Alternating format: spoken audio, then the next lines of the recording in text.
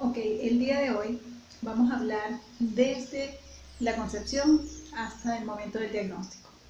Para esto voy a realizar 3 videos para contarles la historia de Matías, la historia de Gabriel y bueno, un tercer video donde vamos a hablar pues un poco de las conclusiones y de cómo estos diagnósticos transformaron mi vida.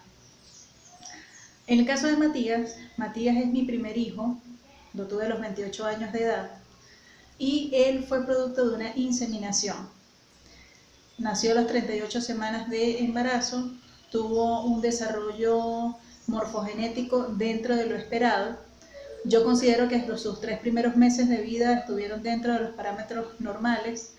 Yo siento que él era el niño ideal para una mamá primeriza porque era un niño tranquilo, dormía toda la noche y bueno, solamente sus llantos fueron por cólicos, hambre, cosas muy puntuales. Pero cuando él cumplió 3 meses, sí hubo algo que sucedió en 3 oportunidades que a mí me llamaron poderosamente la atención y fue que él comenzó a presentar terrores nocturnos. En 3 ocasiones diferentes él hacía un llanto desgarrador y cuando yo lo levantaba de la cuna seguía dormido. Tenía que pasar más o menos unos 5 minutos cargándolo, hablándole para que se despertara. En la tercera ocasión ese llanto se hizo más pronunciado, que yo en mi desesperación lo que hice fue meterme con él a la ducha para que se mojara y de esa manera despertarlo.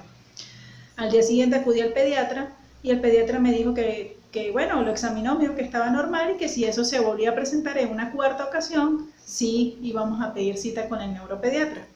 Ese no fue el caso y bueno, ese asunto quedó hasta allí. Matías, en cuanto a levantar la cabeza y sentarse, lo hizo dentro de los tiempos esperados.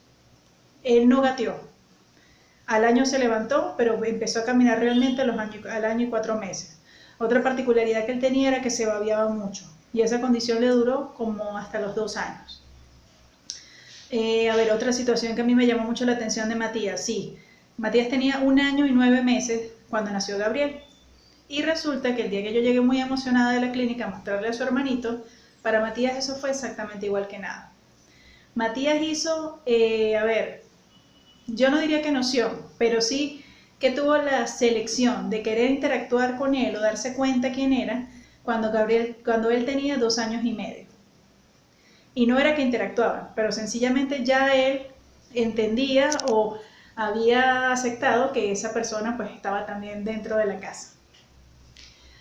Con respecto a los juegos, Matías tenía un juego estereotipado, siempre lo tuvo, le encantaban los carritos y lo que hacía con los carritos era filas interminables de carritos. Él no jugaba con los carritos, era solo hacer las filas. Él puede quedarse más entretenido con un empaque que con un juguete. Los tacos es algo que le gusta mucho, hasta hoy en día, que bueno, hoy en día ya la pasión son los legos, pero con los tacos hacía torres o realizaba una figura y esa figura la podía hacer 5 o 6 veces y las acomodaba.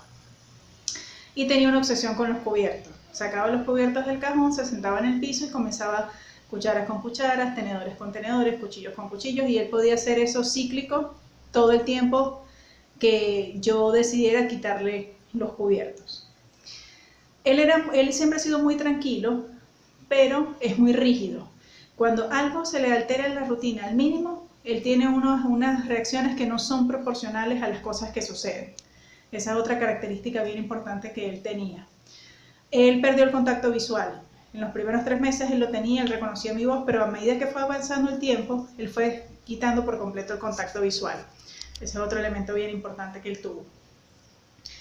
¿Qué otras cosas le puedo referir de él? Bueno, su vocabulario siempre fue muy escaso. Él llegó a los 4 años y solamente decía mamá, tete y agua.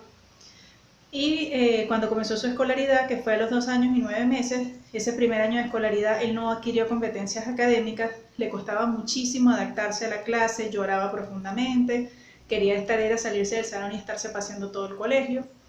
Y en su segundo año de clases, que fue la sala de 4, ya él comenzó a adquirir ciertos conocimientos académicos. Hay un detalle, una anécdota de ese año que le llamaba muchísimo la atención a la maestra, y era el hecho de que él no hablaba. Él parecía que no captaba la información porque cuando le preguntaban él siempre se mantenía en silencio. Pero un día ellos les estaban enseñando ajedrez colocaron un tablero en la pizarra y Matías fue el único niño capaz de ubicar todas las piezas en el lugar correcto del tablero de ajedrez. ¿Ya? Ellos quedaron locos porque todos los niños que hablaban e interactuaban, ninguno podía hacer eso. Y el único que lo logró hacer fue Matías. Eso fue también otra cosa así bien interesante. Bueno, a raíz de todos estos síntomas, yo un día tuve que llevarlo al pediatra porque Matías empezó a presentar unos ronquidos terribles, tenía muchísimo reflujo, vómitos, y ese día le diagnosticaron que tenía intolerancia a la lactosa. Bueno, el doctor le pone su tratamiento, pero yo aprovecho la oportunidad para consultarle todos estos síntomas. Y cuando el doctor lo examina me dice: Ámbar, el niño tiene síntomas de autismo.